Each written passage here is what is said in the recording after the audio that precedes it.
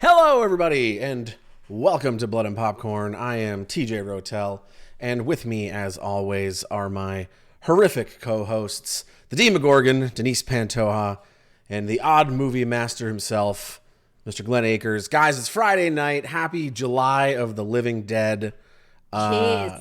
Week 3, our month-long celebration of the late, great George A. Romero. Sorry, my foot got itchy. Had to dip out there. Had to give it one of these. I'm that excited. I got the itchy foot.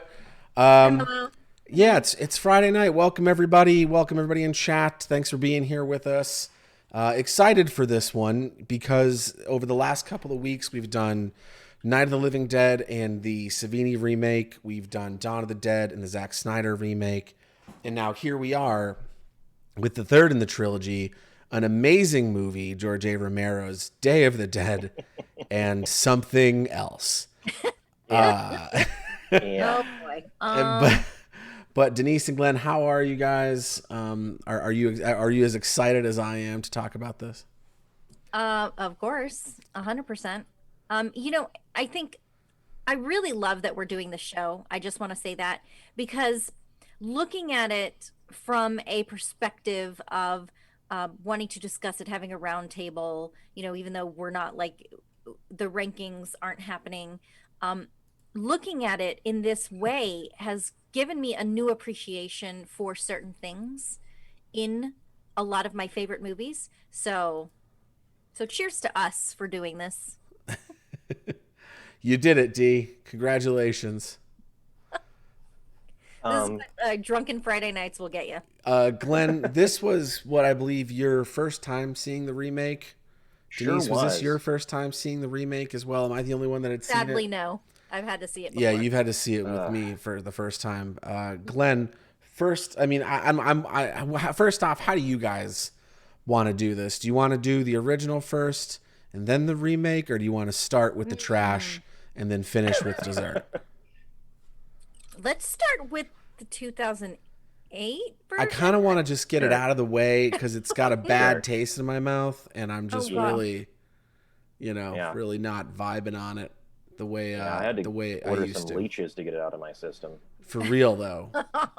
Y'all, can I just say, apparently I accidentally clicked on somebody else's stream and I was talking to everybody on somebody else's stream. Oh my god, you're hilarious, dude. I know. That's I don't know how that that's happened that's really funny. because I actually Um, saw. Was it something else? Oh gosh, I don't know, man. I don't know. Anywho, It's been a day, and a it. week, and a month, Listen, and a couple of years. sure, we can blame it on that, or Yeah, it's no just been one's gonna blame Denise's you. life. That could also very much be it. So we're gonna dive in then with the 2008 version. So Glenn, I'm gonna continue on with my original train of question and ask initial thoughts on this A-list cast. Which it is. It It's is. for the time for 2008. Yeah, it's pretty stacked. I had hope, even though you said it wasn't very good. Which is I rarely do that too. Like I'll rarely Yeah. like throw out like a viewer warning. Like viewer be warned, you're about to get shit on your eyeballs. agreed. I'm the same way. Like I can usually find a fair amount to enjoy a movie. Going into this, I looked it up a little bit to like see who was in it, who directed it, all that, and I was fairly excited. Like we have an Oscar. She did win an Oscar, didn't she, for American Beauty? I think, or she came No, not Mia close. Suvari. I know. Kevin Spacey did shit. Who won an? I don't know. Whatever. She was in an Award. Oscar-winning movie that I really Yeah. like, despite things. Ving Rhames obviously is. He's Ving Rhames. Like he's awesome and everything. Mariah Carey's boyfriend. Nick, Nick And Cannon. Hello. And hello, I they know were his married, name. okay? It was Mr. Mariah Carey. Don't be rude. were they married at this point? Yeah. Oh, No. not at that point, maybe. Whatever. I just thought you meant Uh, ex-husband now. Sorry, I don't know why I know that. I don't mind the canon. It's just he wasn't like, ooh, this will make it good. And then like I saw that Steve Miner directed it, who did one of my favorite '80s horror movies ever, House, not Japanese House, Houseu. House, the one that had House, the second story after it. Yes, I like House. It's a fun, ridiculous '80s Oh, practical yes. effects horror movie. Which we will be discussing at some point. I'm sure. Yeah. So like I had high hopes, and I didn't actually realize what else he had done. He did Warlock, which I like. It's fine. And then yeah, we watched this, and I wanted to shut it off, which I never did. I can't. I know there's a few movies that I've shut off, and like one or two I've walked out of, but I honestly don't remember what they are. And if we weren't watching this, I would have shut this off. It's pretty bad. Oh, by the way, I just dropped a poll into chat asking if you've seen the 2008 remake of Day of the Dead, if anyone would like to participate. Vote in the poll. Agreed, Epic. I wouldn't have made it that far, though. Yeah. I don't want to take away your line here, but like I agree, and I've read this as well, TJ, that like I could have enjoyed this more if they wouldn't called it Day of the Dead and put George's name on it. Yeah. Like I know it's based on it, but fucking was it? Like how and where? That's the thing. I don't think it was based on it at all. Like it's not. But It's based on the name.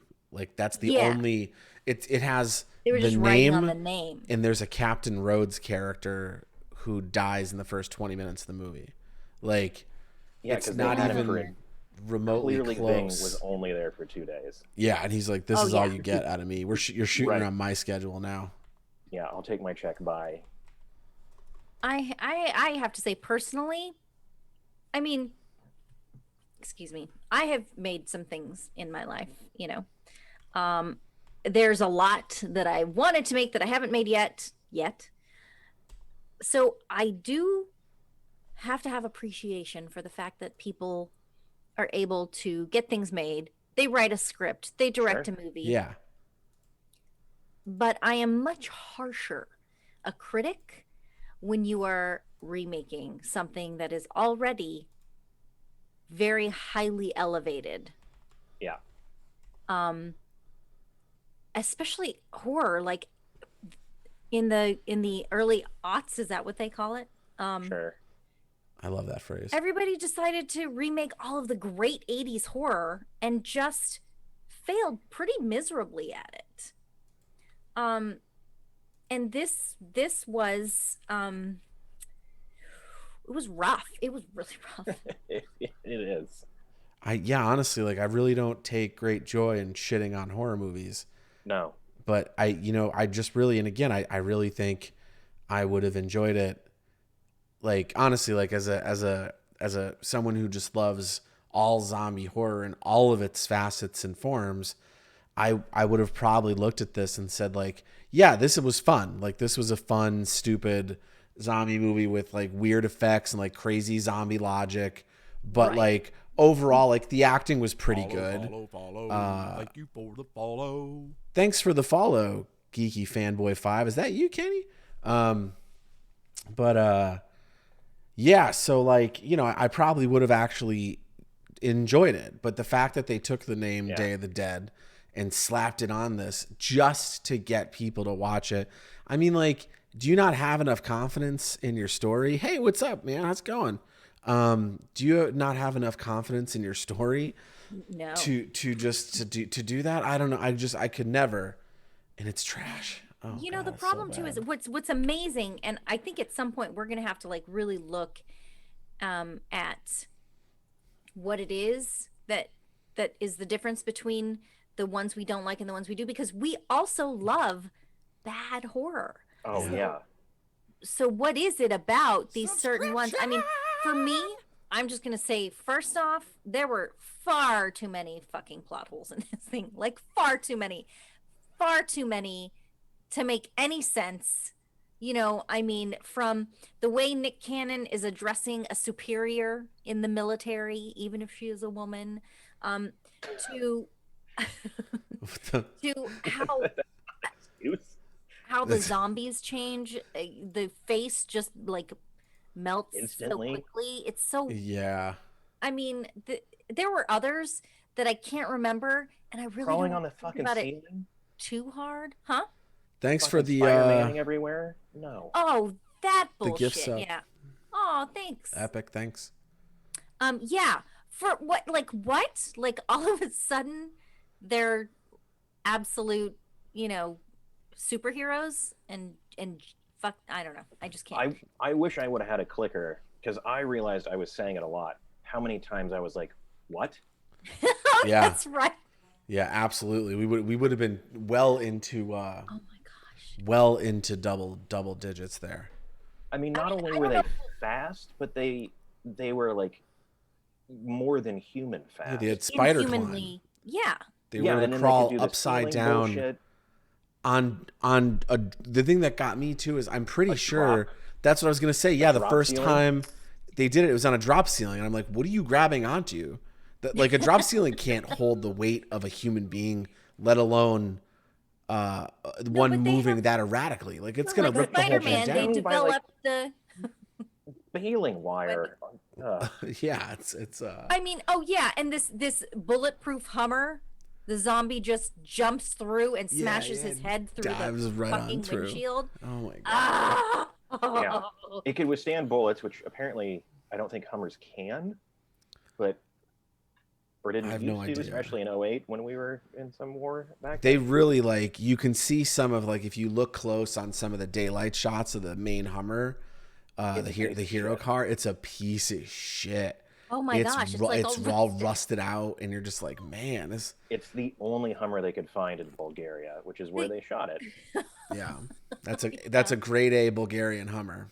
The Yeah. zombie who is like just dodging everything just because he was like the first Yeah, one, Matrix but zombie, like slowly, oddly dodging Dr. Neo. the bullets. Yeah. Yeah, not in like a cool way. It's just like, And then apparently he can be silent.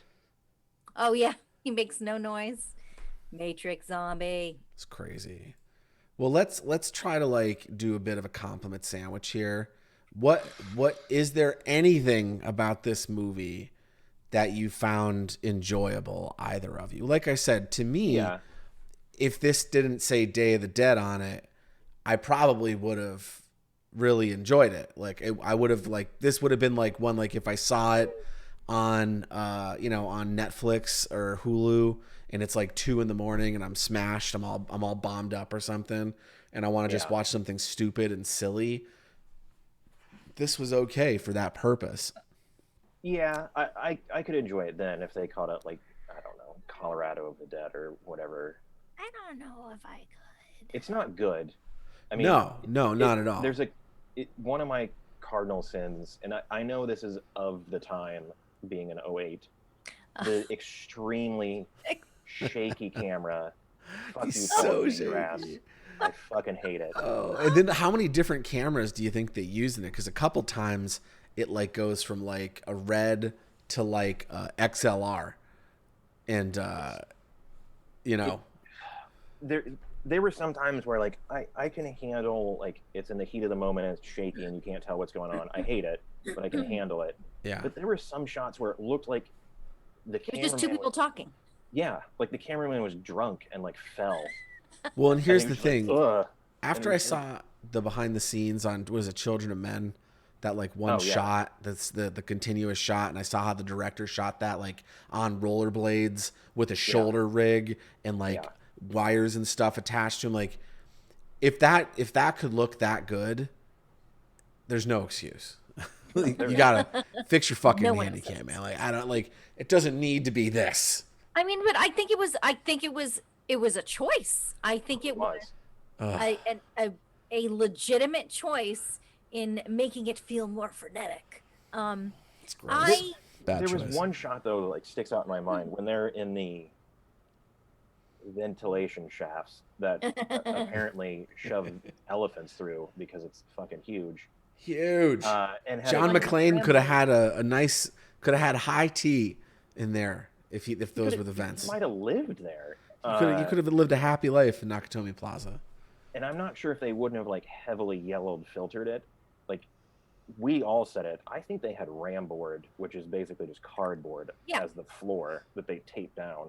That's what you use to protect floors when you're like on location on a movie set. Yeah. There's a shot in there where like it's somehow looking through the wall of it as somebody crawls by them. I think it was Ving Rhames that was crawling by it.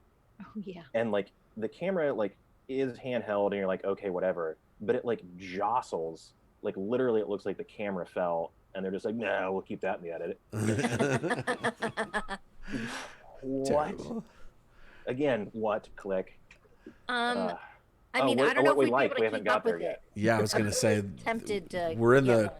we're in the compliment section of the compliment sample. Right. Oh, yes. Yeah. I don't know if I can participate in this section. I'm trying really hard to think. So you guys go first. I liked the makeup. I thought it was good. Sure. I've seen much worse zombies. Oh yeah. I don't like how they instantly changed. But I thought like after they were zombies, like it was pretty good makeup effects.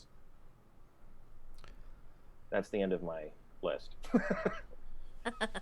I also appreciated it was under 125 minutes. Yeah, I think the kid who played Bud, the vegetarian zombie, who I have a lot of problems with, I think he did a really nice job of getting you to care about his character and then continuing that emotional journey over into his zombie form. Yes. I think that's like that dude basically like did the acting equivalent of polishing a turd. Like he got it done. Tony nominated actor, by the way. That tracks. Again, a lot of talent here in front of behind the camera. His name is Stark Sands. Let's give him credit. Old Starkey.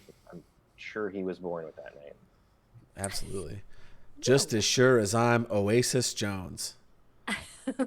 I agree with both of you, and I'm thinking too hard to try and come up with something, so I think I'll just leave it there. No, Fair that was enough. That was always fun. That's it. That's the comp. Yeah. So back to it. What in Blood God's and name was Ving Rhames doing in that shaft? He like, why does he pull his own eyeball off and then eat it? And then eat like it? that He was feels hungry. like something Hello? that they decided on the day. You know what I mean? That they were like, either Ving was like, I'm going to do this thing. And the director was like, you're going to do whatever you want. We have you for 48 hours and then you're going back to the Right. States. PJ, he was hungry. He's a zombie. And then he ate his own eye. He needs Fucking living rules. flesh. It's terrible. And then What and then rules, Glenn? his zombie in the vent was God just damn. like that's Ving Rhames in the fucking in the vent. He's like it's so fucking bad. I'm sure it was, but I'm gonna pretend like it actually wasn't him. Like they put somebody else in. I could see that. I could see Perhaps. that. like they It that they did look a literally lot- only had him for like living roads. They were like, find a stand-in. I thought he, I mean, you never know. Can I just say too, the family dynamic was absolute garbage. None of it was believable. It was literally the worst family dynamic ever. Nobody cared about anybody when the shit hit the fan. Oh no, my mom's out there. Also my brother. Oh no, my sister and my mom are at the hospital. Like, what the fuck? He's Like, clearly She dead. forgets about her brother Completely. We all do. for like a third of the movie. She's the star of the movie. We all forget about him in that moment. Like, oh my God. I mean, listen, not that I'm saying there aren't bad family dynamics, but this is like supposed to be like a very tense relationship, but they love each other and they care about each other. But none of it worked out well. It was just it was just all really it was like Mod Podged together. If you're a crafter, Mod Podge, and then you like put like newspaper. I think I would have liked this more, even though it would have been weird if they would have played it like tongue in cheek. Like none of this movie was supposed to be funny. Oh yeah, Maybe if that they wouldn't have worked, but it couldn't be worse. yeah, I could see that. I could see this being a comedy if everybody just and it's not a far journey to get there. Like all No, the 'cause actors the just shit need to that like happens- turn the dial 1 degree into comedy and then you're there. Like you're Like it could have been just like inserts of lines, like the dude crawling on the ceiling. Somebody could have been like, "Oh, is that Peter Parker?" Yeah. I have another complaint. go ahead, Please. Denise. Um, The house recognizes Denise Pantoja. Thank you very much. Thank you for your consideration today. I would like to complain that Annalyn McCord starts out as a pretty badass chick and then devolves into a complete mess and then becomes a badass chick again. And I'm like, consistency. Listen, I get it's a very stressful situation. She just saw her dad eat her mom and all this stuff, but I feel like it was very much, it was too big a drop. It was like, we're up here, and then back up here again. And it's like, no, nope. Yeah, it was a rough turn. I release my time on the floor. I don't know how to say it. Sure. You Relinquish the floor. The remainder of your time. I relinquish the remainder of my time. There you go. Yeah. So, man, yeah. So like, the story is interesting, I think, because nothing like its namesake. This is an airborne virus that first presents with flu-like symptoms and then devolves into this like catatonic state where I assume the patient dies and then is immediately reanimated, and maybe that's why the flesh becomes necrotic. We did see that at one point where it's like we go into the cells. Yeah, and they like start getting eaten by the zombie cells or whatever. You know, so again, like if you take out the Dawn of the Dead aspect, it's a pretty original story. Like, you know, there's been airborne virus movies in the past, but none that approach the zombie plague in this kind of way. Fashion. You know, because I think it's an interesting approach to say like it's instant zombie, and I get like I don't think that it was a story decision to do that. I think it was a production decision to do that because they were like the whole movie takes place in less than 24 hours. Mm-hmm. So, and it's the start of a zombie apocalypse. So unless you want all your zombies to look like they're in the crazies, we're going to need a way to turn these into zombies very quickly. But again, because like the first half of them, the first 50% of the zombie population gets the flu. That's how they die. But again, like if this is the fucking beginning, why are you calling it Day of the Dead? Because it takes place during the day. Except that the majority of the movie takes place at fucking night. Well, that's because it's the night and then they finish in the dawn. They want you to believe that's how that it's the night, but that's done in post, and you can kind of tell too. It's so bad that it's done in post. It just gets so grainy. Gets all noisy and distorted. It's like, oh god. So like I love the fact that two of the main characters, one of them isn't issued a gun because they're in the research department, yet they've been called into the field into active duty without a firearm. I don't think that's a thing. And then Mina Savari's character, and correct me if I'm wrong, but I don't think we ever find out why she doesn't have ammo in the gun. She uses that excuse twice in the movie to dodge pivotal character development questions. She uses the why I don't have ammo in my gun and what's the deal with me and my brother. We just don't know. Never get a payoff. And it's like, that's such a bananas decision to go with that, to just be like, we got 90 minutes to tell a story. That's it. All unnecessary shit is coming out. It's we're here for zombies and gunfire, and that's it. We're going to give her depth. but you just have to believe it. Yeah, but her gun wasn't loaded.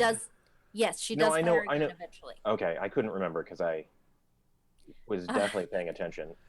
It's complicated, Glenn. Glenn, ask me why my gun isn't loaded. Why isn't your gun loaded? It's complicated, and that's it, and that's the whole reason you get. God, roll credits, got it. Roll credits. I feel like that is also not a thing in the military. I'm gonna ask my sister, because I don't think that's a thing. I don't think that they would let somebody go out into an active situation without, and you wouldn't let somebody go out into the field without a fucking, like, if you, it's complicated and you're unable to walk around with a loaded weapon. What a crazy captain or whatever she was. Yeah, like commander, corporal. Yeah, like corporal. What a crazy selfish thing for a service person to do. Like, you have to protect the cats on the right and left of you. You don't have the means to. What are you gonna go out there in the middle of a firefight and talk them down like you did to your neighborhood friends? Like, oh my God. Listen, she can do things like pour bleach onto a zombie bite. Yeah, she's I had a problem with that too. They were in the fucking storeroom of the hospital. Why bleach? Maybe she was. Do you think the bleach had anything to do with the fact that he was still retained some of his cognitive ability? Like maybe it no, like destroyed some of the portions of the virus? No. I think it was just a stupid voice. Yeah. I mean, that she mentioned that, like, or I think it was a CDC guy was like, bleach kills everything. But we also find out he's not actually the CDC guy. Right. Because I did say too, before we remembered or found out that he wasn't the CDC, he was like, exactly. He was like, I was like, this guy in a fancy suit comes from the CDC when there's obviously a massive, epidemic in this town. No, they would be there with entire units and suits and fucking clean rooms, but of course he turned out not to be from the CDC. So there we go. Yeah, fucking Dr. Handsome McHandsome over there, the world's sexiest scientist. That dude would be on television. Like, oh gosh, they tried to play that scene like she was doing this brilliant idea of pouring this toxic material on an open wound. Like she had the foresight to see it was going to kill the zombie virus. Though, like, if you're in a, I poured bleach on it. Like, if you're there in the background of the same shot she does that stupid thing, there's gallons of fucking rubbing alcohol. That's what you pour on a wound, or iodine, which I don't know if I saw in the background because they probably didn't put it there. But there's a shot that you can read it. It says isopropyl alcohol on it. Like, that's what you pour on a fucking wound. They use it to make Molotovs later on in the movie. Yeah. Like, ooh, let's talk about some trivia, okay? Trivia it up, D. Hit us with that sweet, sweet trivia. So with this movie, all the installments in George A. Romero's original Dead trilogy have been remade. Night of the Living Dead in 90, Dawn of the Dead in 04, and Day of the Dead as this movie, which would be later remade 10 years later as Day of the Dead Bloodline. I thought that was a sequel to this 2008 one. Bloodline is a remake of the remake? This is what IMDb says. I don't know what the sources are. I don't know how accurate this is, but this is what this says on IMDb. This is interesting though. This makes it perhaps the only trilogy, perhaps because they're not sure, that has been completely remade, though none of the remakes are related to one another. And then another interesting bit is Krista Campbell. Seriously, you have something to say? Oh shit, what happened? Oh God. What, she stepped all over everything and it's gone. You closed all of my windows? Oh, cat, you suck. I don't know what I always tell you, don't let the cat on the Listen, on the what computer. am I gonna do? Kick her off? She's adorable. Have you seen her? I know I have. I did. I've seen her often. Stop. No, but you may not chew on cables. No, ma'am. Okay. she gets deep enough, she'll figure it out. Okay, Krista Campbell, who plays Mrs. Leitner in the movie, she's the one who ends up turning in the radio station. She was a producer of the later remake, Dawn of the Dead Bloodline. Well, so another fun fact is there is a sequel to Day of the Dead. This one?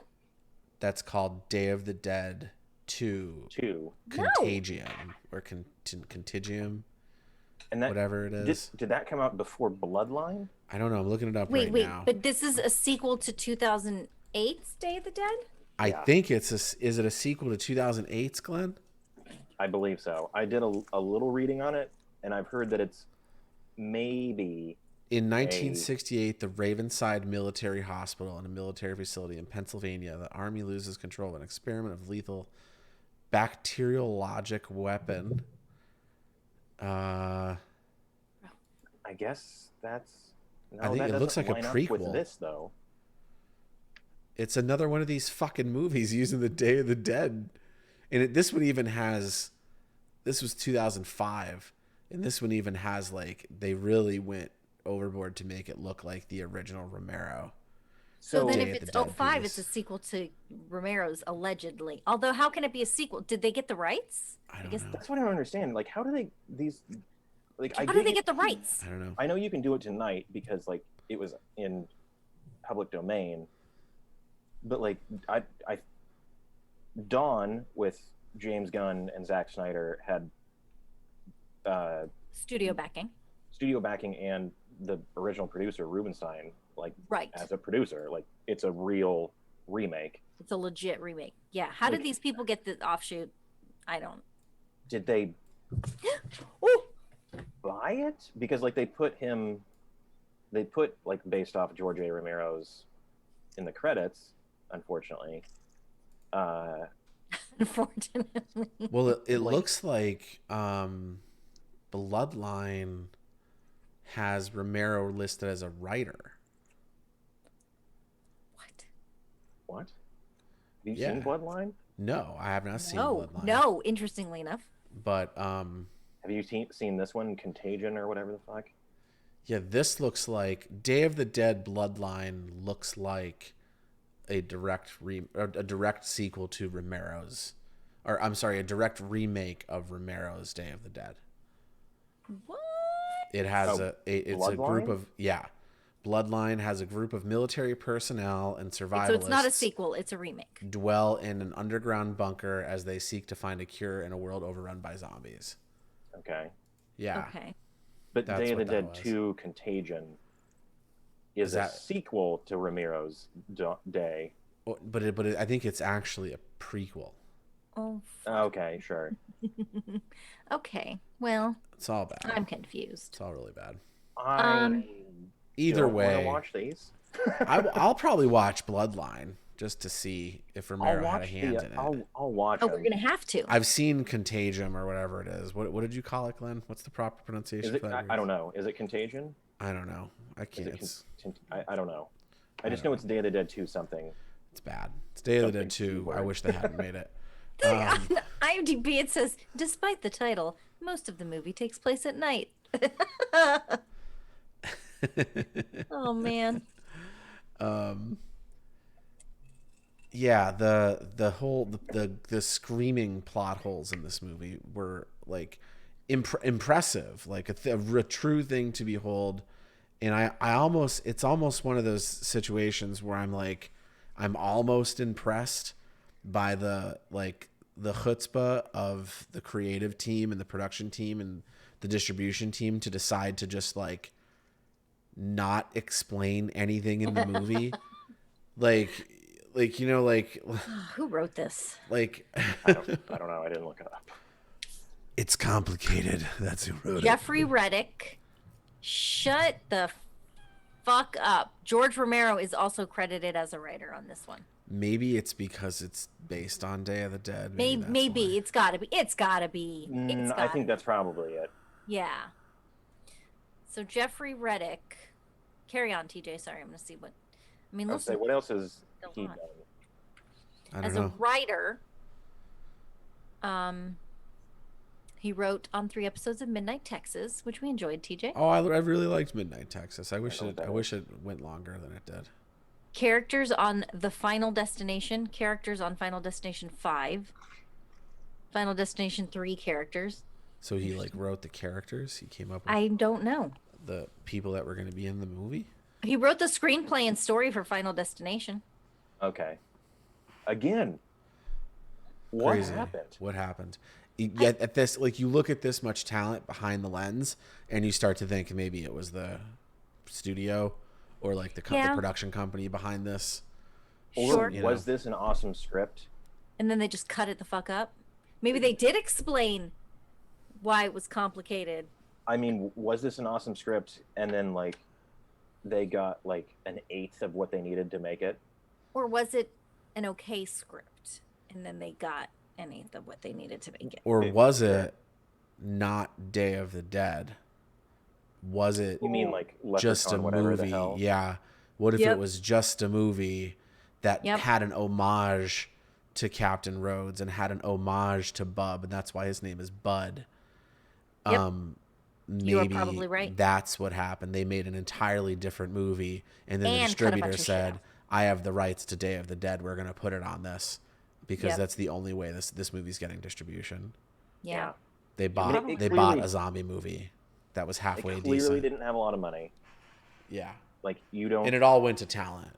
Like at that time, Oh, yeah. Ving Rhames and Mina Suvari. Oh, yeah. Like and effects. Nick Cannon at that time was fucking huge. Yeah. Anna Lynn McCord was on her way up. I mean, I don't know if that was like before Beverly Hills 90210 remake. Let me double check because it was probably right before she hit it pretty big. No, it was, well, I think it was probably shot right before, 90210 really hit it because that was 08 to 2013. And if this came out in 08, it was probably shot in 2007 at least. Yeah. So she was Or about to explode, but she was also on 2005, Nip Tuck. and it just sat there. Could be. I mean, it still Yeah. didn't have a huge amount of money. Like it clearly went to cast and effects. Like there's a lot of zombies in this. But you know Yeah. what?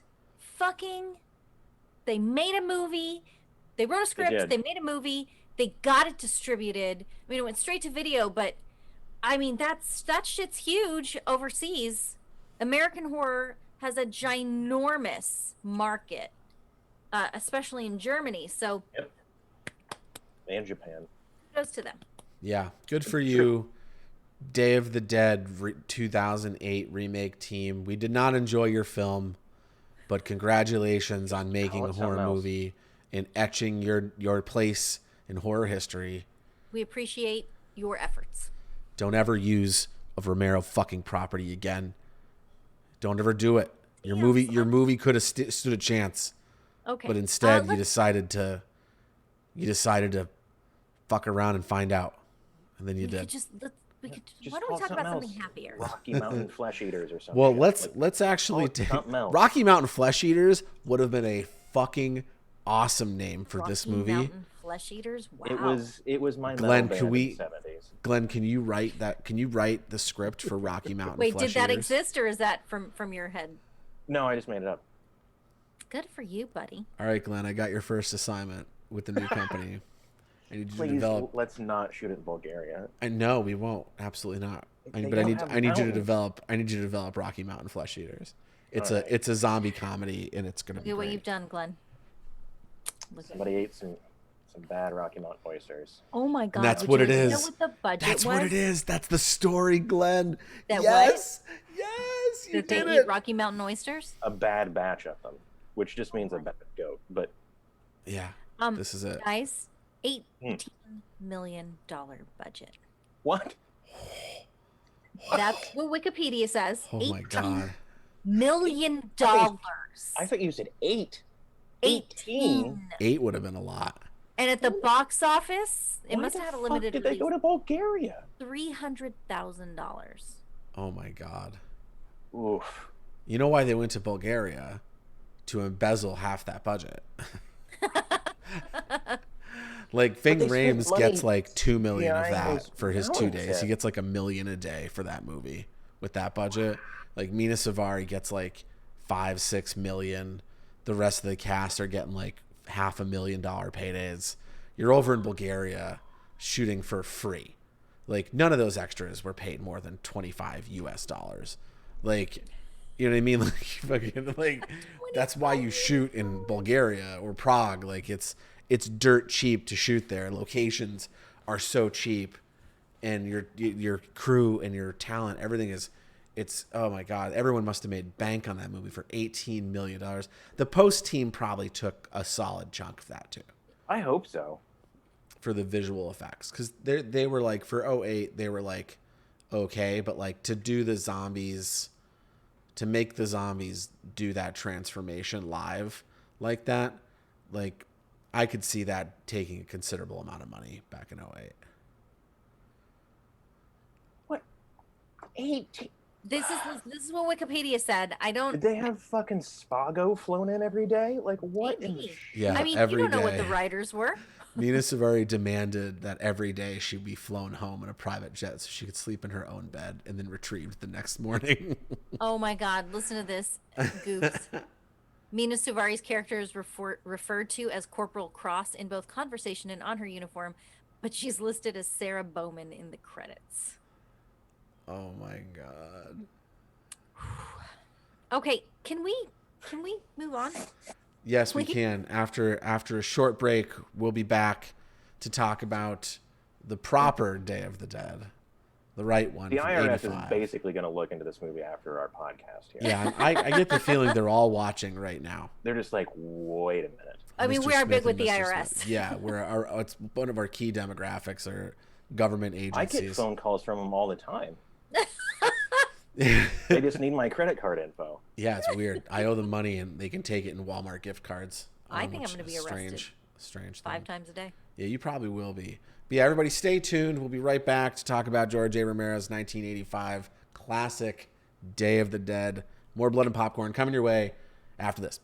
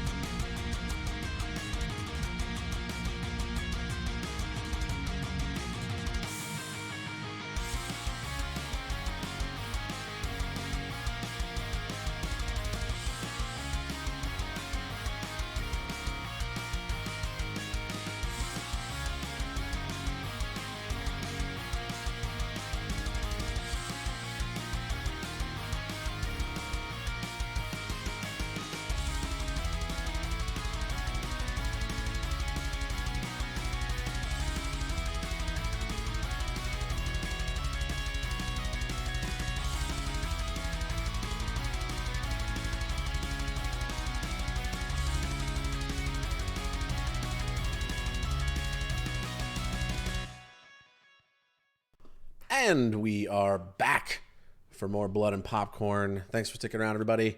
If you're just joining us, we just got done talking Good for about you.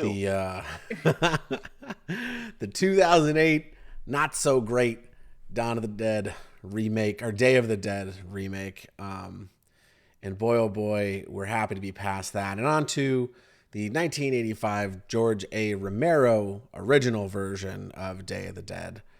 Guys, I know this one is another favorite of ours. We're all pretty big fans of the proper trilogy. What are your right just to kind of like get out the rest of the negative energy, give me like some thoughts on why you love this movie so much. Glenn, I'm gonna let you go first.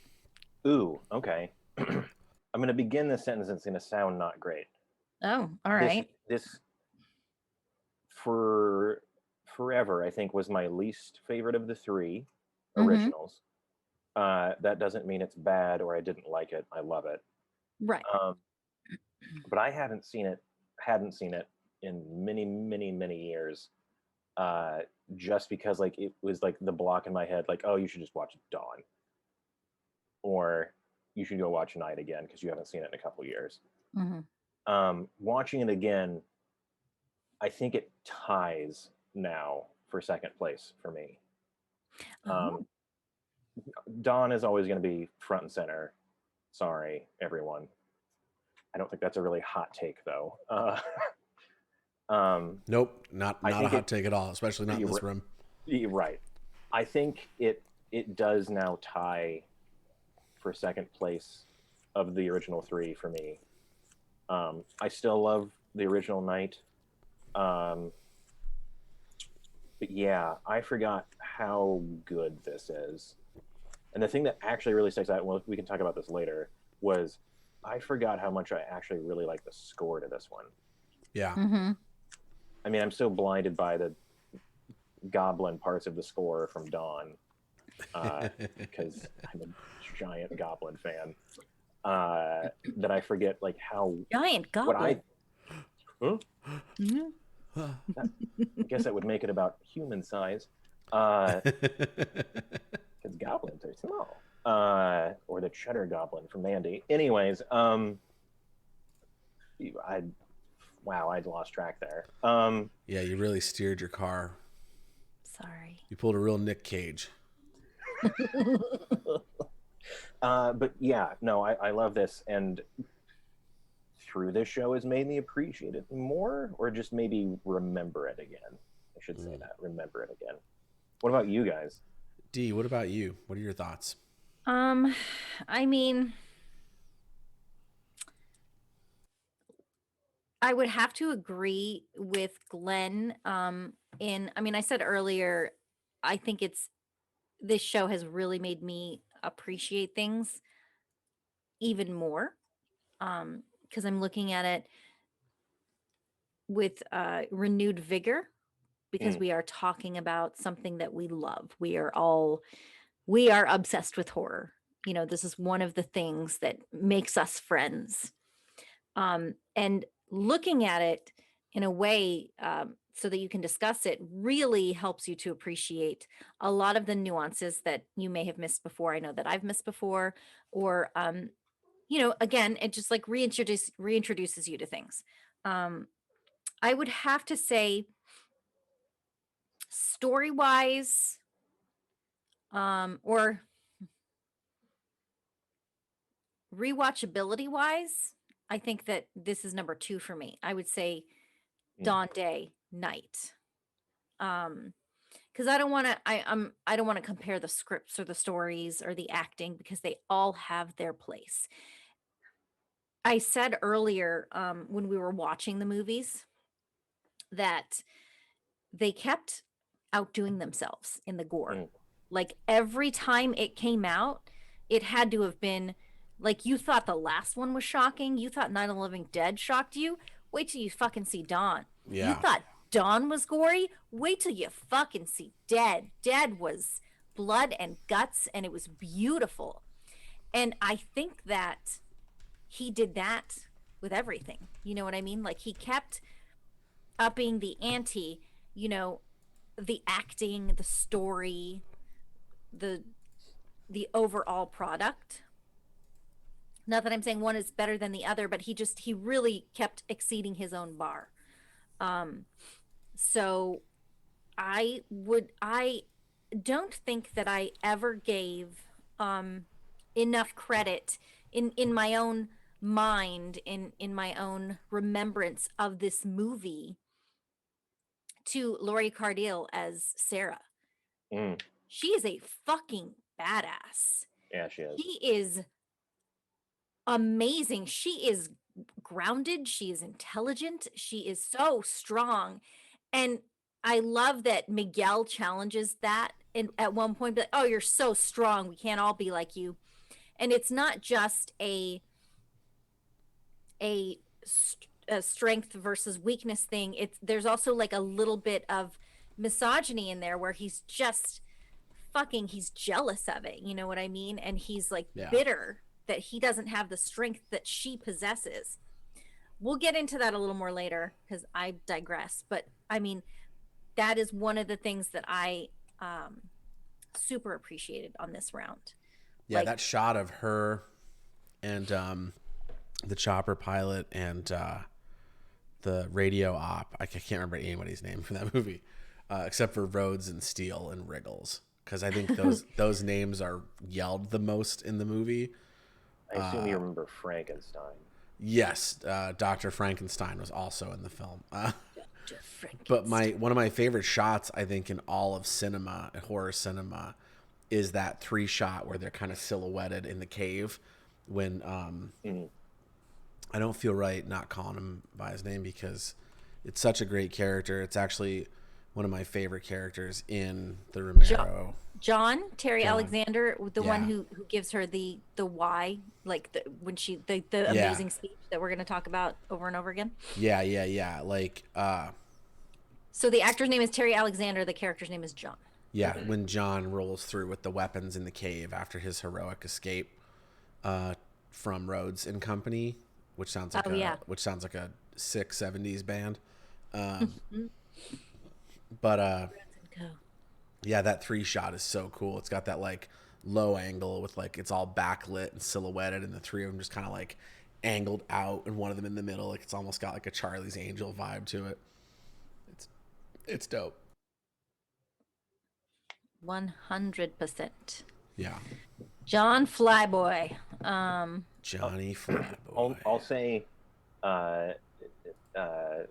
in reference to what you were talking about, Denise, in our previous episodes, we talked about like I truly watched these in order, like over years. The first one I watched was Night. And it's one of the first like real horror movies I watched, which is why to me I said it like ushered in modern horror. Like it was the one that like truly started to put gore into it without being campy. Mm-hmm. And it really affected me at the time, mainly because I was 10 or 11.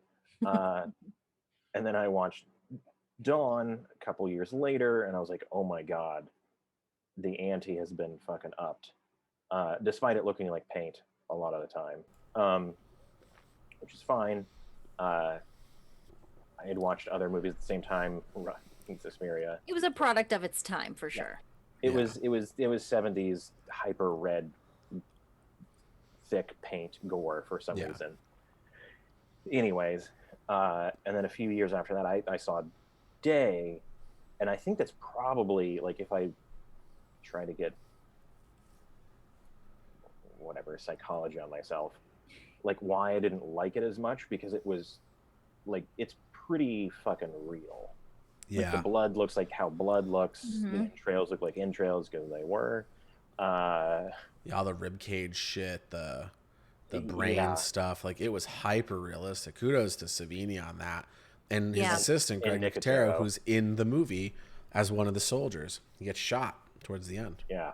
Well, he had some real rock stars on his team overall. Yeah. Is it K and B? Berger, is it Berger or Berger? They later created K and B effects. I mean, the end is Nicotero, isn't it? Yeah, Is it Nicotero? I think I that's. think I think I'm pretty sure Nicotero's Can company's Be the end is Nicotero. Can be. I think. Ooh, I should know that. Ooh, George, my roommate's gonna kill me.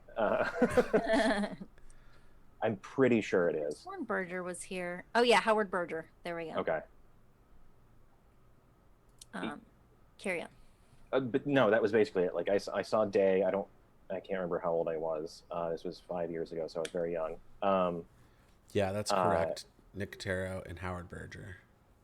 Like I saw it and I was like, oh my god, I'm watching a fucking snuff film, basically. Like, holy shit. I'd have to say it's not just the effects that are so real though. The storyline feels more real than the others. You've got the conflict with the army guys. You've got the real life creeping in to this tiny micro environment that still exists in the end of the world, which I mean we all know shit like that happens, but Yeah, that get to really the Denver airport. that really amazing documentary that is on the special features of the special edition of Day of the Dead. Romero talks about somebody talks about George saying that great drama involves the collision of different points of view, and here we have very real, especially to the time, very real opposition, real world opposition going into this horror movie environment. I think that's why I liked it and appreciated it at the time, but I didn't want to watch it all the time because, and we can get into this later, which I was trying to push past a little bit, that like it's so grim and dark, and like you hate all of the military characters. Yep. Like watching Rhodes being a fucking insane person is not enjoyable. Like you want him to die, and it takes a long time for that to happen.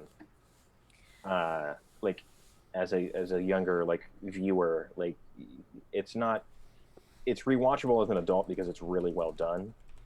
It's really more of a drama than really anything. Yeah. But like as a younger viewer who like likes horror and just wants gore and whatever, like it definitely has the gore, but you're just like, fuck. Well, because then This also is a lot of so horror hard is to like watch. it's fantasy, you know what I mean? It's so much removed from real life. And this one brought it closer. Like where, things like Hostel brought it even too close because there are fucking fucked up people like that in the world. This does happen. There's literally like a body parts trade and like, people trying to fucking kill people for fun. Like they pay that kind of money. That is real. Or even like The Purge, which is even closer to home, which I do love. Which love is that. also real. It's just a documentary from the future. You mean the docuseries The Purge? But up until then, so much of it, like a guy haunting you in your nightmares, some guy who drowned in 1958 but keeps coming back over and over and over again. You know what I mean? Like Michael Myers, this like supernatural, a lot of supernatural aspects. And even though this had zombies, this was very, very close to home. Yeah. I'll tell you, that scene where Rhodes tells Steele to shoot Sarah. Oh. That is like some serious heart-pounding shit. And then later on in the movie, when Rhodes caps that scientist to get John to fly the plane, the helicopter, like you get it. Like he would have shot Steele, he would have turned on and shot Sarah. Like Rhodes was a fucking monster. It was done so well because it's not like 1, 2, 3. He was like, "Oh, you're arguing with me?" Boom! Like that was so effective. Yeah, like crazy. Just like grease the dude in front of everybody, like because he'd already warned him. And like the acting in this is pretty good, like across the board. It's pretty damn good. Again, a lot of theater actors. Yeah, like really good. But I think he hit gold on this one. Terry Alexander's monologue. Oh my God. It's like it's so fucking good and it's so meaningful, and it hits as someone who struggles to stay present and appreciate the present and not be riddled with anxiety for the future and depression for the past. Like, that monologue hits on a personal level today for me every time I watch it. And yeah, like, it's like, in kudos to, I guess Romero probably wrote that, or did he improv that? Like, I don't know. Romero was often known to do that kind of think he shit of wrote like, it. yeah, just go for it. But like, that was just like such a crazy, beautiful moment amidst all this living nightmare. It was a beautiful moment because they've got that whole setup with the RV. Yeah. There's kind of like this beautiful sort of island music in the background, right? Like there was something really calming and soothing, and the way he speaks and his voice and the way he's explaining, we're not supposed to know this. Like Yeah. it is. Somebody called it poetic, I think you said that too, TJ, when we were watching it. But in that special features piece, somebody called it poetic. Because really and It honestly, was written by like, George. when you think about that, and that's one of the reasons I love Romero's trilogy is, we're alluded to some things like meteorites and satellites and things crashing and space monkeys and lasers and things like throughout the trilogy. Like, you'll hear a broadcaster speculating, but they were never really confirmed, right? So when you get to this scene and he's explaining all this, John's explaining all this, like, it really does kind of put you there, I think, because it's like, well, we don't know, none of us know, and the impact of trying to figure out the ins and outs in the ebb and flow of life is a fool's errand, and you shouldn't bother, because at the end of the day, maybe we're not meant to know. Maybe we just got to try to live as best we can for however long we've got. Big fan. Puts it all into perspective. Oh, just a sec. I totally forgot. Sorry. Oh, there it is. Sorry. Now it's a party. Hashtag not sponsored by Dr. Pepper. Not sponsored, but ready and willing. Ready to hit it. So Romero said also too in this great little BTS piece, this whole movie was built on the disintegration in values of trust in institutions and government, the loss of community, how even in this tiny group of people, they're unable to pull it together, to work together to get out of the situation or to improve their situation, or like it devolves. I mean, we don't know exactly how long they've been down there, but fairly quickly, you know what I mean? Like once they lose the major, like it just Cooper? Cooper? yeah, Major Yeah, Cooper. Major Cooper. Sorry. Go on. You're good. Oh, which is also Cooper. That's the guy from Night of the Living Dead. I mean, That's not his the same great. guy. That's his grandson. It is.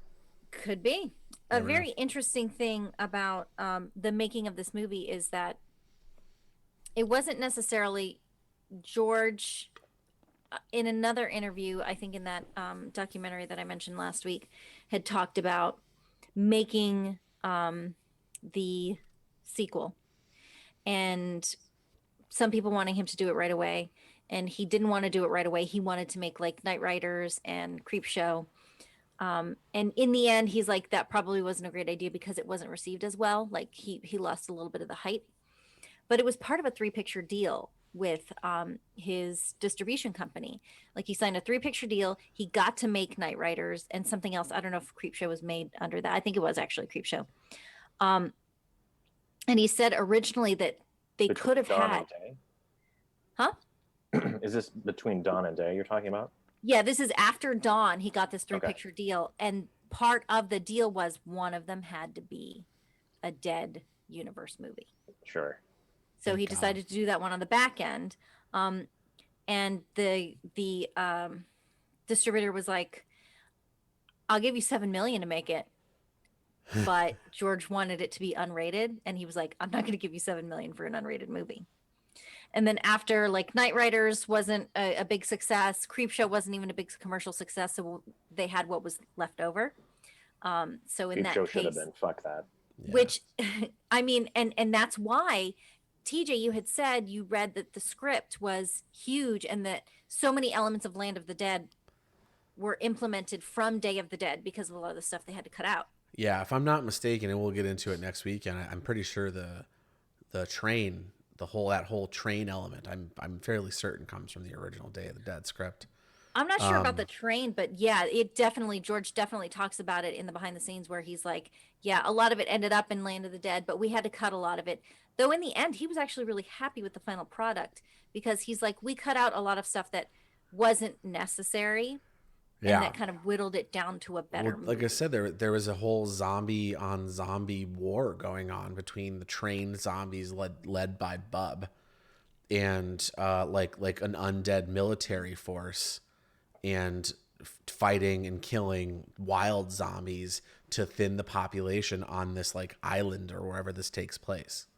Should we talk about Bub next? Oh, please bring it on. The Okay, greatest zombie of all time. I mean, I never ever thought, especially up until now. I mean, if you haven't seen them, there's things like Fido and Warm Bodies that really give a human element to the zombies. But this was the first time that you had empathy for a zombie, that it has a personality, that it has a name, that it has, I mean, it's like he's adorable. Get like I never thought that I would say this zombie is adorable, but he is so sweet and he's just a victim of these circumstances. And he has this bond with the doctor and I mean as you see the doctor teaching him, he's like teaching a child. He's like a child relearning these things. And it's amazing and beautiful and deep. I mean, it's got so many levels. It's a typical George Romero because like wow. I mean, I could go on and on, but I'm going to let you guys talk now because I've talked enough.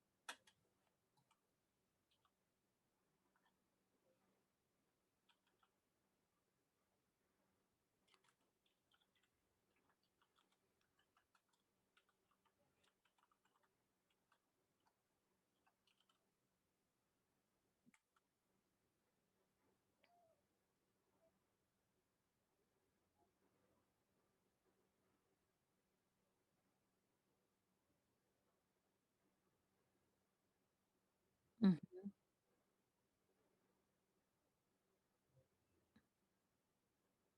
A soul. That's a great way to put it. He gives him a soul. Yeah. I think, and I'm sure this is not an original idea, and maybe gets. Oh my god, my mic was turned off for that whole thing.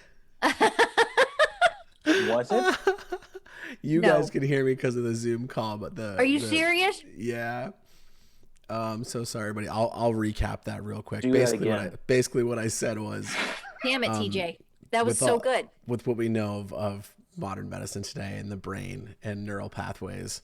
What the doctor basically did was retrain Bub's brain, and that was a really ballsy move to give Bub a soul like that and make him relatable to an audience that is watching a thing and falling in love with a thing that eats you and everyone you love. I mean, the despair, the look of despair on his face when he sees Frankenstein, like, oh my gosh. Glenn, your turn. I have a theory, and I'm sure this has been discussed elsewhere, that zombies are the final evolution of man. basically we've gotten rid of all of our toxic traits. We've got rid of organized fucking politics. We've got rid of religion. We've got rid of using fuels and fucking the environment. All we do is we're basically animals again. And we eat. In the Ramiro trilogy, we don't really procreate, but whatever.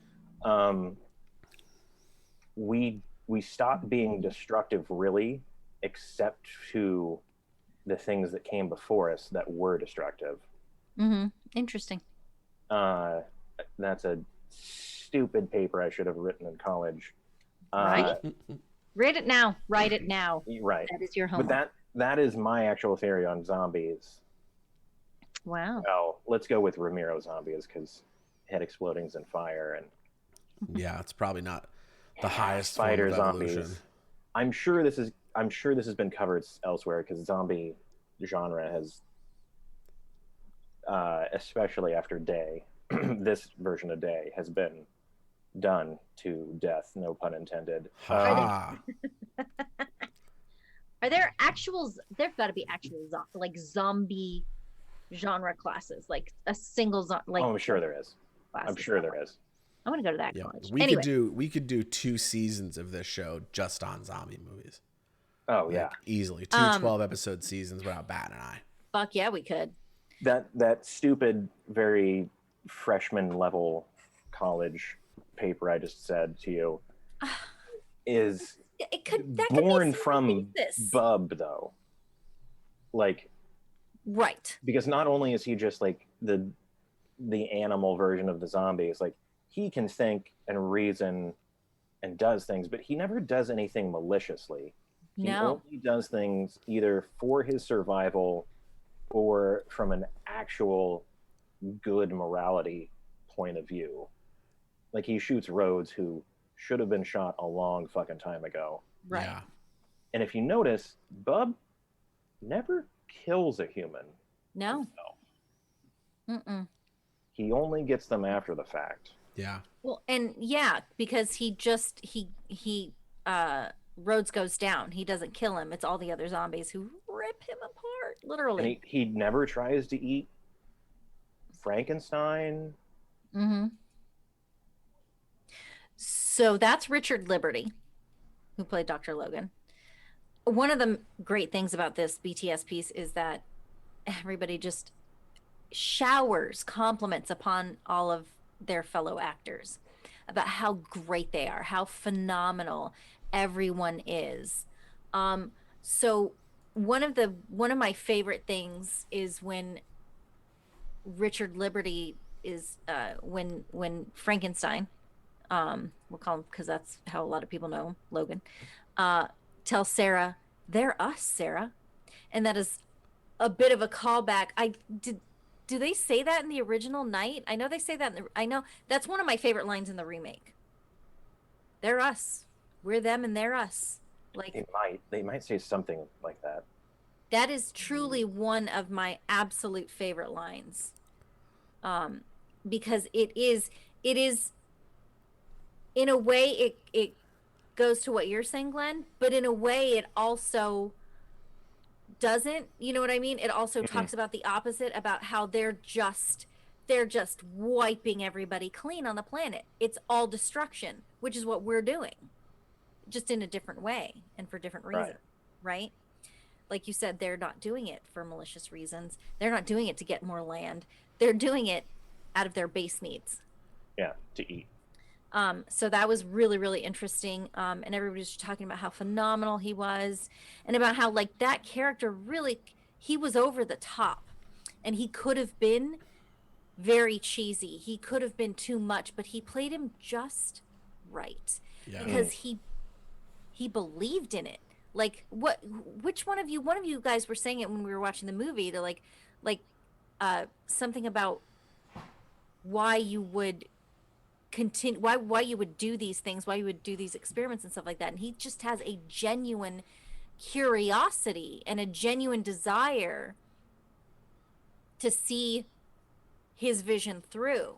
Like he's singularly focused. Yeah. Yeah. And he starts to lose it a bit at the end. He starts to crack And I think at some point he realizes that the progress he's made with Bub is probably more human than any of them at that point for the existence that they're currently finding themselves in. Yeah. I'll give you a little callback. Whether Ving knew this or not, like if you watch the special features on the remake of Dawn, Ving was talking about how he had not a hard time, but like it gave him pause to do the scene where they're shooting the zombies from the roof. Because he's like, I didn't see them as zombies. To me, I was shooting an infected human. Yeah. Because they weren't actively going after them. They weren't actively going after them, and like at that point they weren't like full on like rotting zombies either. Like they were just like wounded zombies. That tied into like the special effects people. They had 3 stages. Like the first stage was just like Fresh. you had fresh wounds. Lots the of second blood stage and was tears. people who like should have been in the ER but like could still be alive maybe, and then third was like full on like rotting.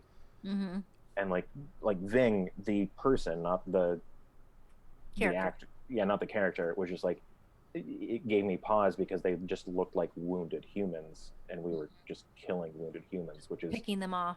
Yeah, which is interesting because that kind of ties into that. Are they human or not?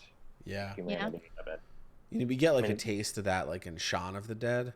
Mm-hmm. You know, which we'll do at some point because it super deserves it.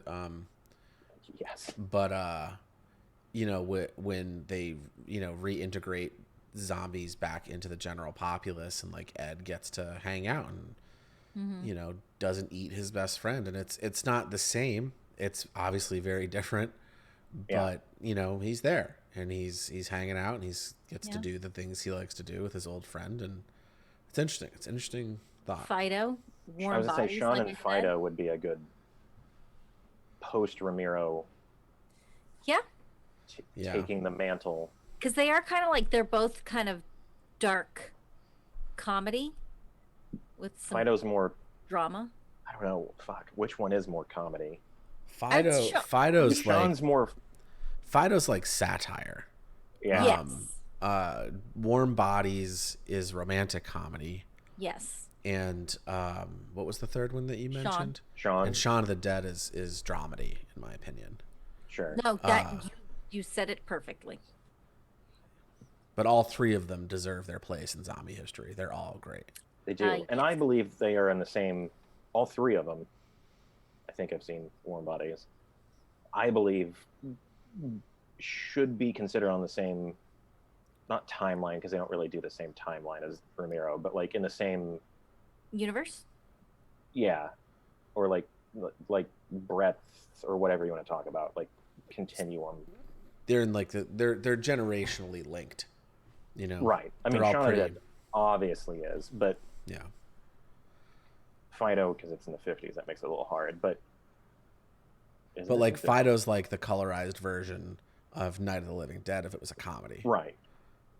Whereas like you should exclude Day of the Dead 2008 and other zombie movies. Why are we saying that again? Why are we talking about it? I'm just kidding. Dude, listen, if you want to watch another stinker, and I hate to say it, Survival of the Dead is so bad.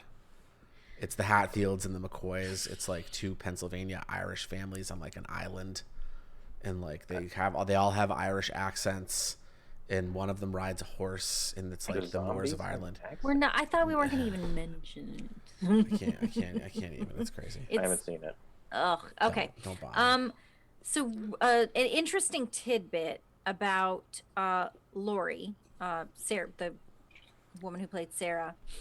So she was very familiar with all of George's stuff since she was a little girl. She and her family actually rode in a limo to the premiere of Night of the Living Dead because her father was Bill Cardille, who was one of the chief supporters of Romero's work. He had that Chiller Theater show. Oh. And promoted like Romero's work a lot. She lived in Erie, Pennsylvania, and George had gone to see her in a play in New York, and he was like, "Hey, do you want to play this role?" Because he thought she was great. I fucking love that. I love that style of creating. Like, I'm such a huge fan of like, hey man, when you see somebody that you like and you like their work, you make it work. Like, that might not have been that character the entire time. He might have pulled things from that performance or her reads that shaped that character out. But I love that flexibility about Romero. I love that he lets these characters come alive when cast.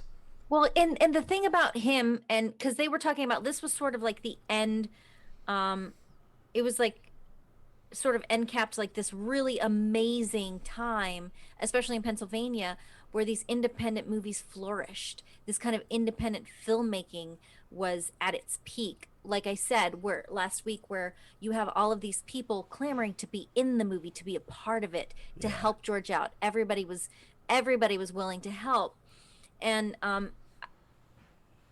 so only smaller people can do this nowadays. But there was never, I doubt, I don't know for sure, but it would seem that he was absolutely unconcerned with fame and who would put people in the seats. He was putting people in the seats. Yeah.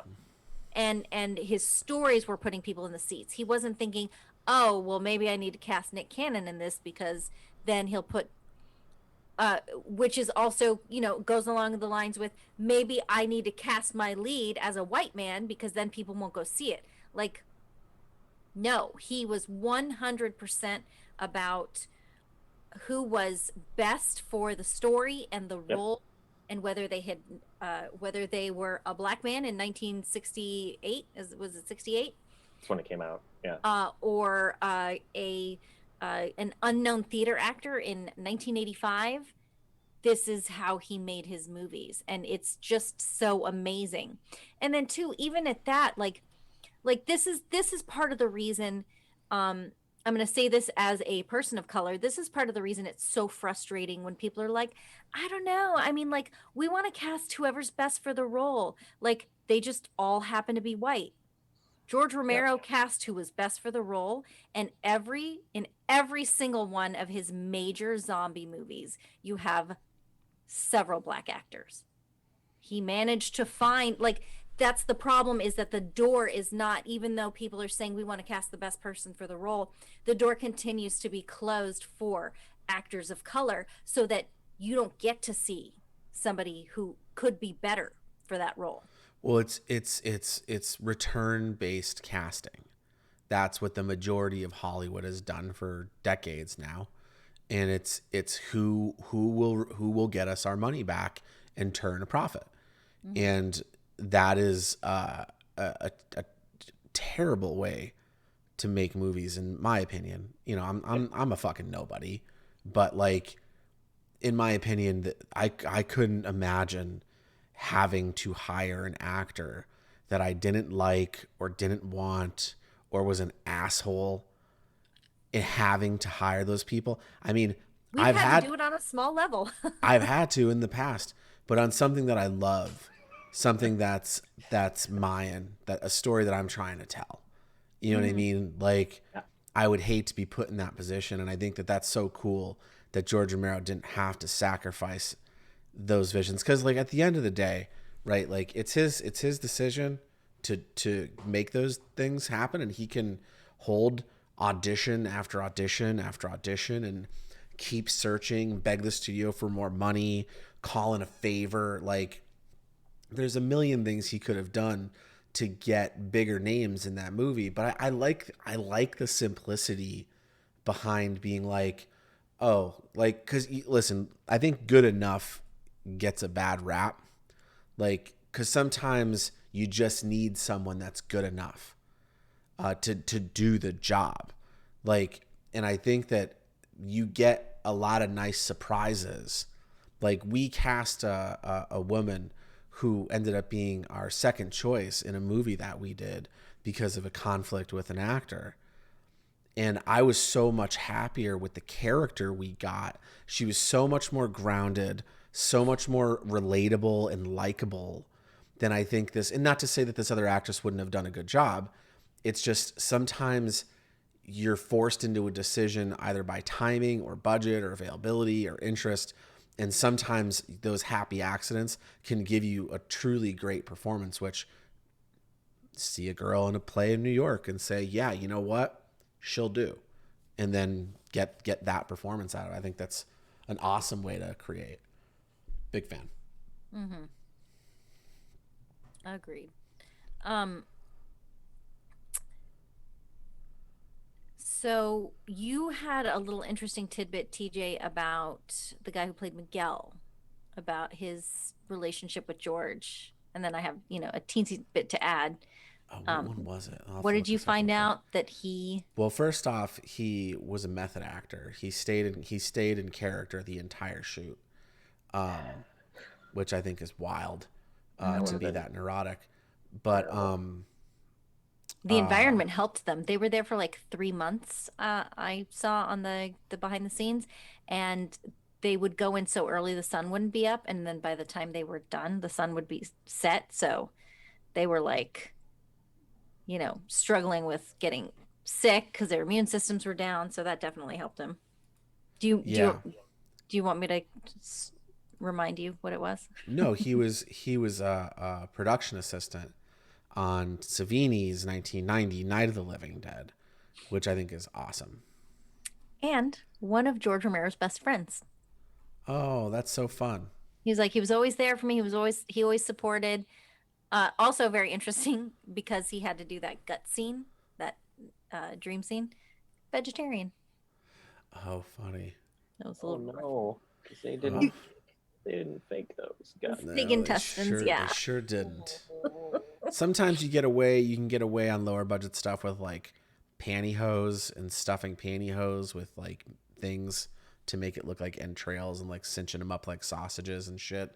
not Savini. Not Savini. No, I'm gonna get some intestines and we're Even gonna before use them. Savini, they used real intestines on Night. Yeah, because it's cheaper. When you're making horror movies on a budget, man, you do what you got to do. We did it. First movie Little Denise Butcher. and I ever produced, our short film. Oh, We got a pig's heart, we got a pig's liver, and pig it stinks intestines. to high hell. Holy shit! And let me tell you, a fucking pig heart is dense as shit, man. I had to put a butcher knife through that thing because I also did effects on that, and I was like, man, like, oof, that was a challenge. It was a And the hard, closest hard to deal. human heart. I was to say, Yeah. human hearts aren't fucking weak either. Yeah, it's a tough muscle there, the old human heart. I mean, It's pig heart, worked. totally pig heart. It wasn't really human heart. All of the time. That's Yeah. why. Glenn, you had some interesting tidbit of information about intestines, right? Yeah. An interesting tidbit. It depends on the reports you see. I've heard this too. Yeah. Oh no, I've heard this for years. One of the, what are there, 3 intestine scenes in this movie? Uh-huh. Yep. At least one of them. So like all of them, I believe, were all real from the butcher, close to stage, pig, cow, whatever, human analog intestines. But they weren't chicken intestines. But why? Right. So they got them like the night before and clean them and whatever. Hopefully they emptied them. And filled them with water or rice or something. I don't know. But whatever. They put them in the fridge to be chilled and be ready to shoot the next day with a bunch of fake blood and whatever else.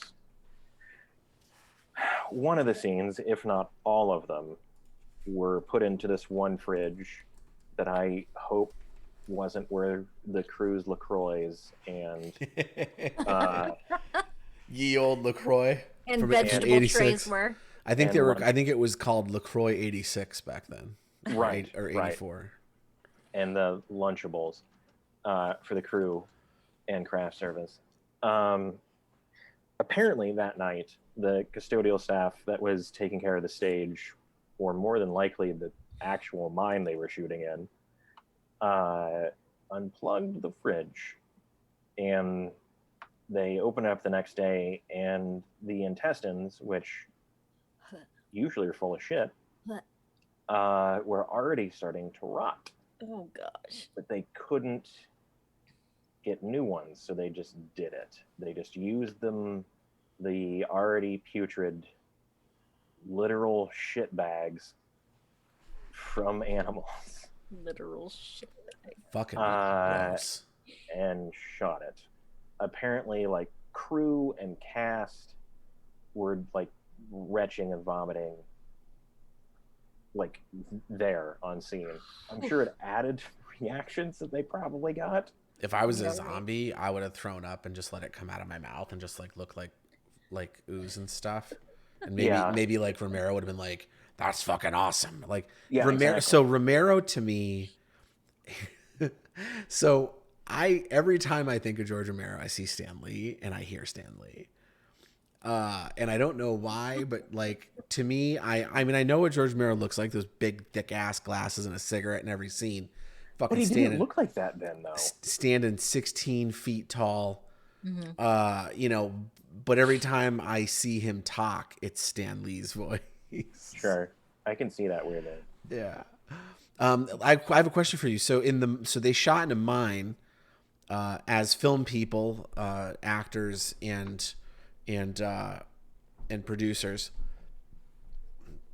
How would you have reacted, or how would you react today with getting a major role that would put you in a cave for a couple of weeks to shoot that movie 12 hours a day? Weeks or 3 months.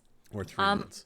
I would be fucking thrilled. I mean, listen, I'd probably be over it real quick, but I mean, what an opportunity to be like, this is why we do it, right? To make art, but to play pretend and to be fully immersed in that situation. Yeah. It's pretty fucking cool, in my opinion. I tell you, the only role I'd be able to play in this movie would be Miguel, because I'd be in a constant state of a fucking panic attack. Oh my God. Because you're underground? Oh my God. Yeah. My claustrophobia would bury me down there. I was gonna say fair. Yeah, agreed. Like, I don't like tight, close spaces like that. It's not something I deal with well. That and fucking heights. Valid. I will say same. this place looked like a fairly legit. Like they had real infrastructure. The ceilings and the walls were pretty fucking wide. Mm-hmm. Well, these were the actual offices for this place, which is Right. an actual, like you, TJ, you had said this is a place that exists. People like store their stuff down there. There's actual Yeah. film reels. Oh, was I right? Did I remember that correctly? This Did is you an actually actual confirm that? bomb shelter Oh, where very cool. people in Pennsylvania put their boats and their RVs during the winter. There are film reels stored there. It's at 55 degrees all the time. Yeah, subterranean. That's why hobbit holes are great. You build them into the side of a mountain, they cool themselves and heat themselves. It's Like awesome. I would have been a lot. I would personally would have been a lot easier doing it in something like this that has arm length spaces. As opposed to Yeah. like My Bloody Valentine, right? Or the descent. Right. Or The Descent, which was all Oh. sets, Oh, actually. Fuck that. Oh my God. I don't understand the spelunking. I don't listen. Oh I my don't either. God. How the But fuck? to that movie's credit, and we can talk about it when we watch it because we will. The Descent was all set. None of it was real. Oh, really? Wow. Interesting. I mean, Holy even shit. still, like as a kid, I yeah, remember like if you were shooting building, anything like, close to that, oh, fuck that. fuck I've that. done cave tours in Tennessee and shit. No, I want to do a cave tour. no, it's awful. I hate it. It's terrible. Especially if you live places where there's earthquakes and you're just like, oh, this is where I die. Cool. Oh, well, yeah. Oh my no, why God. would you? No, why would you go into a place? Do they have No, like earthquake no- places? No. One, I would never do a cave tour in California if they were a thing. But like Could you after living in imagine? California and like knowing how like the earth isn't stable, and then going into a cave, I'm just like, It's not stable in certain places. They had natural bridge caverns in Texas that I always saw the sign for going to and from San Antonio from Corpus Christi. I was always dying to go. We never went. Totally want to go. I want to, since we just really quickly mentioned, or I did, My Bloody Valentine. Estonian. I'm thinking that kill on My Bloody Valentine, that one of those first kills, the fucking shovel, that 100% has got to be a nod to Day of the Dead, because I didn't realize that kill fucking originated there. Well, I mean, I have a feeling that's probably the first time we ever saw something like that. I would bet. Oh, I'm sure. I would bet the originality of that kill. I would bet. And whoa, like Originality of that kill, and like wow. obviously Dawn or Day of the Dead was like a watershed moment for gore Yeah. of that level, and it was Savini, like the grand master of gore at that Yeah. time, with Nicotero. Oh, I can't wait to go visit his fucking school in Pittsburgh. Like, I super want to go there. I saw a TikTok exactly. of it the other day, and I lost my mind. No one did a bifurcated fucking jaw with a like that. And moving eyes. No one did that. And moving eyes. The eyes shuffling back and forth, like the animatronics on that, like, yeah, it's the touches, it's the little touches. Fucking amazing. Without the animatronics, like nobody did that kill before 19. It was beautiful. No, nobody did. Come on. Yeah, I love a good original kill. I'm a big fan of those types of effects and that type of like weird storytelling, I guess. Like, I just saw one of my childhood kills that I'd hoped to do in one of my movies executed pretty well in Fear Street. Set was it the first Fear Street, Chapter 1, whatever that was. No, I don't think they stole it from me. I'm pretty sure they didn't. But the slicer scene in that was really good. But that's why movies like Hostel and Saw, like, there's something about the Saw franchise and Final Destination, like it's the creativity of, because there really is, like, there are more things that can kill you in this world than like we ever really get to see or experience. But like you can fall down some steps or have a pane of glass fall on you, or like, I mean, just like it's crazy. It's crazy that like people think about this, and you know, we're those types of people. A movie that doesn't get a lot of credit for that is The Omen, the original one. For unique deaths. Yeah. No, that's true, because a lot of them, for as early as it was. They're supposed to look they look like accidents, right? Some of them. Yeah, they're supposed to all look like acts of God. Yeah. Right. Like the cross or scaffolding or whatever it is that like comes down and impales the priest, or like the famous one where like the sheet of glass flies off the truck and the head rolls on it as it's going backwards. Like, that was like 1976. Like, that had never been fucking done before. Except for the whole "it's all for you, Damien" part, because that was just I mean, that's also a pretty original death. I mean, yes, but I mean, no, I mean that, but that didn't look like an accident. Well, no, that did not look like an accident. No, 100%. I think it's because you got to sit and think, like, people have to get really creative nowadays, and especially like Final Destination. It's those fuckers. It's so uncomfortable because they don't do it right away. There are so many fake outs. It's so uncomfortable. You're like, oh, and then it comes. So to be able to go from point A to point F, and really like, oh, this could it could be this, and then it's something else. Like, yes, there's some. Thank you, Austonian. I just clipped that. I clipped it, Austonian, and I thought the same thing. All right, thank you. What did you clip? Like, all three of us were in the same. You're like, and then it comes. I was like, oh my god. We're children. We're children. Yeah, oh my god. I turn 39 next week. Is it next week? Yeah, next week. It is next week. And 5 days. And I'm a perpetual fucking child. That's all.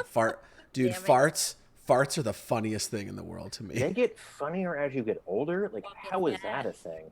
Because it's well-aged comedy. I wish I had my fart gun right here with me. I'd use it right now. I was gonna say, where's your fart gun? It's in one of the boxes. I don't know where. Oh, TJ. Yeah. Oh my god. Yeah. So like top marks for really good gore and kills in this movie. They really knocked it out of the park. And I'm a big fan. Big fan of Tom Savini and the effects that he does. What else you guys want to talk about in this? I think we'll probably start winding it down in the next 10 minutes or so. Is there anything else you'd like to cover? Yeah, a little bit. So like the original used all library score soundtrack, just out of necessity. And if you don't know what that is, it's what you hear at the beginning of the show. Right. It's it's music that you can buy for a price that isn't composed for you specifically. Most record labels, especially before now, just had like a giant catalog of them, and you could hand pick what one you want, and they tell you how much it is, Mm-hmm. and you get the rights to it. I contest that Ramiro did a rather good job of it for a night. Yeah. He also did it a lot during Dawn. Dawn. The added thing with Dawn, though, is he had Claudio and Dario Argento helping produce and various other aspects. So he got access to Goblin, which give us what we consider the classic Dawn cues, but a lot of Dawn really is also library music. Mm-hmm. And that's only on the European version, right? No, the American cut has some of it. Like the classic, I'm not going to beatbox it for you here, but like the classic Dawn, like Mall music. like the music, that's Goblin. But yes, the European version has a lot more Goblin than the American version does. Sometimes called the Argento cut, because he, fun fact, actually cut it for the European release. Mm-hmm. It was too anyways. long. Huh? It was too long, he said. He said, Giorgio, your movie, it's too long. I cut it down into a nice, responsible 90 minutes. That is actually kind of how he talks. I'm Italian, man. I know. Yeah, I can't do that. That's very not what I can do on stream. No, whatever.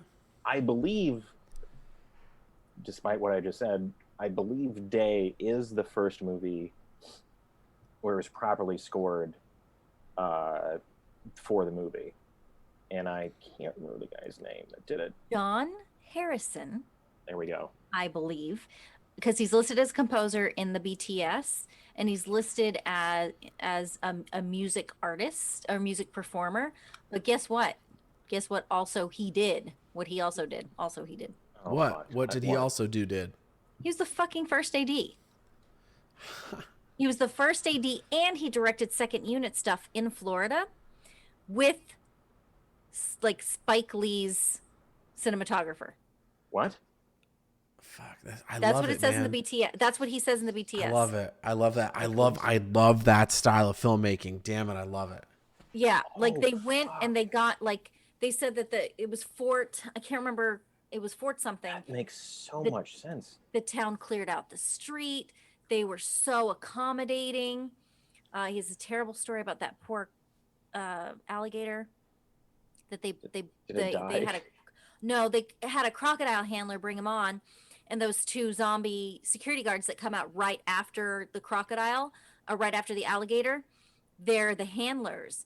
Well, Sure. something happened when they were delivering the poor little alligator, and they dropped him, and he hit his snout, and he was like bleeding. So he was like a very, very unhappy alligator.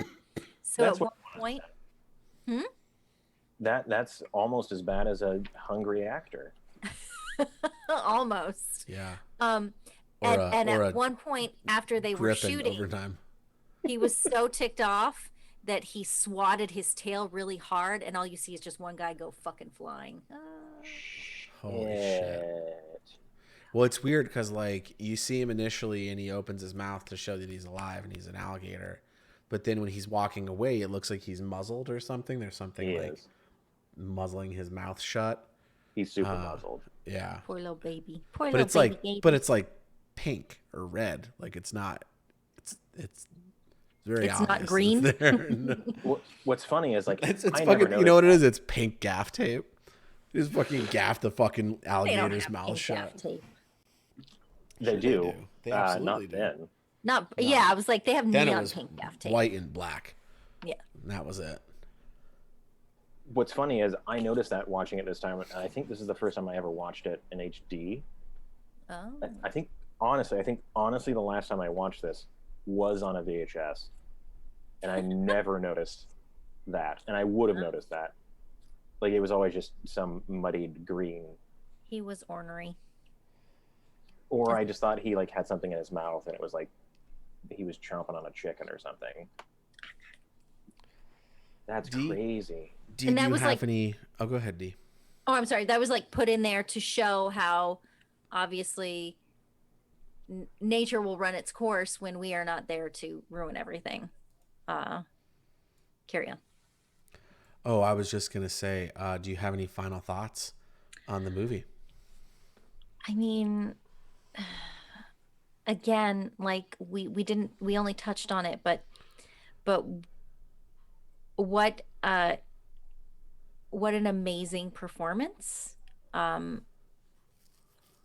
All amazing performances. They were all really, really fucking great. And you should watch this BTS piece if you can. I believe it's on YouTube. I love BTS. Like I love it up and down.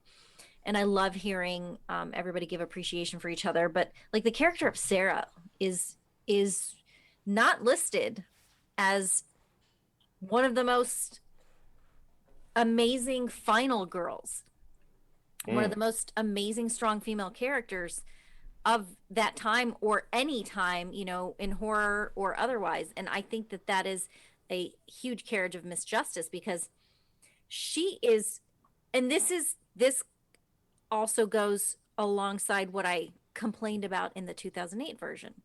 She breaks down at one point, but it's not like as huge extremes as Annalyn McCord's because she's strong and she's like, fuck you, sir. And she's like, sure, I'll do this. And we've got to do this and we've got to do that. Then when it almost breaks her because she has to cut her boyfriend's arm off because he has been bitten by a zombie. And then they come up with their guns and they have that interaction and she's fucking seared his arm to cauterize the wound. That's when she has her moment. And then she picks herself up later and then she carries on with the fucking survival, right? I got to go get a morphine and then all the shit hits the fan. I mean, she's just an amazing character and I would like it to be appreciated more. I would have liked it more if she would have got some bleach. Yeah, for real. That would have done it. Or maybe showed her tits. It was the time. It was Again, 85. Another was. like, hello, George Romero. Like, thank you so much for writing such amazing, through all of them, like such amazing female characters who don't have to, even though she had a relationship in this one, they don't have to have sex with somebody. They aren't necessarily seeking the approval or the love of a man. They aren't trying to run around half naked. It's just it's so amazing and it's so refreshing to go back and realize just how amazing all of these characters were. It's true. I was going to say, I don't think he actually had nudity in the original trilogy, and they did. Well, Dawn, right? A couple There of isn't Dawn, zombies. Night, but I it's think, has not- a naked woman as It's well. but not. It's not sexualized. Traditional horror movie like titties. Like Yeah. you're like, oh. And even though there are relationships, we're not seeing them mid coitus or, you know what I mean? Right. Like we're not breaking for a sex scene. No, the only nudity is like it's that. I think it's a slow zoom out where they're smoking and you're just like, wow, this is fucking awful. And that's not even, and they weren't even, aren't they completely covered? No, she's nude in it for a Oh, second. is she? Oh, okay. It's one shot. It's very slow. That's what I mean. Like, But it's more there and it's a long shot, but it's so you're so engrossed in like the meaning of the relationship. shot. Yeah. You're just like, oh, you don't even like. You're like, yeah, Well, you you're see not the like, very oh, depressing Wow, your aftermath 14-year-old self is like of forced Like, yeah. coitus. wow, 100%. They're Or- both or- they're smoking, like aren't moving. They're basically just mannequins. Yeah, Yeah. obligatory. Why didn't I coitus put that is- in my fucking Dissertation. damn it? Put it in there. But I mean, yeah, it is Graduated a long time about the ago. relationships. It's about the story more than anything. Yeah. Yeah, it's the characters just looking like I think she's literally like this, just looking off. Yeah. And just like, it's just smoldering. There's like, it's so impactful. yeah. Yeah, it's regret and depression and complete I mean, and again, utter disdain nothing- and loss of interest for your partner. Not nearly as good But- as 2008. You're like one of 4 people left in the world that you know of right now. Yeah. And even then, these things can't be forced. Yeah. And you're pregnant with his baby.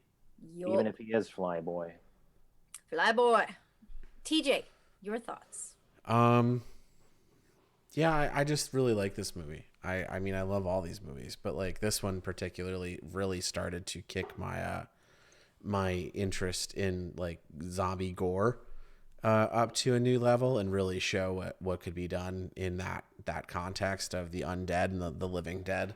But I really like the acting in this movie. I think everyone does a really exceptional job, from the heroes to the absolute monsters that are some of those military people in the movie, like Riggles and Steele and Rhodes. Like, they're colossal pieces of racist, misogynistic pieces of shit. Mm-hmm. Like, they get exactly what's coming to them. But I think the biggest takeaway for me in this movie is the parallel that it draws to modern society. Like, you know, like they're all there. Like, if you look at the trilogy as a whole, it's all still there. We're still dealing with horrendous levels of racism and sexism in this country and in the world. But this one specifically today feels the closest to home, with oversteppage of authority figures trying to hold down science, people fighting for a cure, people, trying to make the world a better place, and other people trying to solve it with a gun. And I think it's really impactful. Something from 1985 hitting that close to the target in 2021 is a pretty goddamn exceptional piece of storytelling. Romero was like very much of the time, but very prophetic in a lot of ways. And I think he dialed that one right in with this movie. He truly was. George Romero, the prophet. Yeah. And like we've said, all of his movies are very much of the time, but they are also all out of time. Yeah, and they don't exist in any specific time. Yeah, it's weird how they kind of do this. Like, Night was prophetic of like a year and a half ish of when it was made and released, and then Dawn was kind of like about 10 years ish prophetic of like our consumption, crazy love of mall culture in the 80s, capitalism, and then this in the mid 80s is kind of like, oh, okay, cool. This definitely didn't foresee like 35 40 years prophetic. Yeah. But that's the show, everybody. Just some quick announcements, and then we'll let everybody know where you can see these fine folks, and then we'll say goodnight. We're going to be, so there's some stuff going on. Obviously, next week's my birthday. There's still a move going on. So we're going to be a little spotty on some shows. Next week, we won't be doing a bonus round, but usually we have bonus round. Next week, we won't be doing a Dead by Daylight. That'll be down. Or wait, I mean, D, I guess we could still do Dead by Daylight off of your computer like we've been doing if you want. Oh, no, we leave Wednesday, so no. Yeah, we leave Wednesday. Yeah, Wednesday, this is out. But we will be back on Friday night for Blood and Popcorn, watching Land of the Dead and Diary of the Dead. Yes. Which were the sequels to the original trilogy. Davis and I are back tomorrow night with this show as Cursed at 7:30 p.m. Eastern. And thanks for all being here, everyone. Glenn, where can people find you on the internet? Twitter and Instagram at The Odd Movie Master, if you like that. If you like random food things, and if I ever travel, at Glenn with 2 N's _ Akers _ again, because I'm not the only one. You're the only one to us, buddy. That's well, right. Thank you.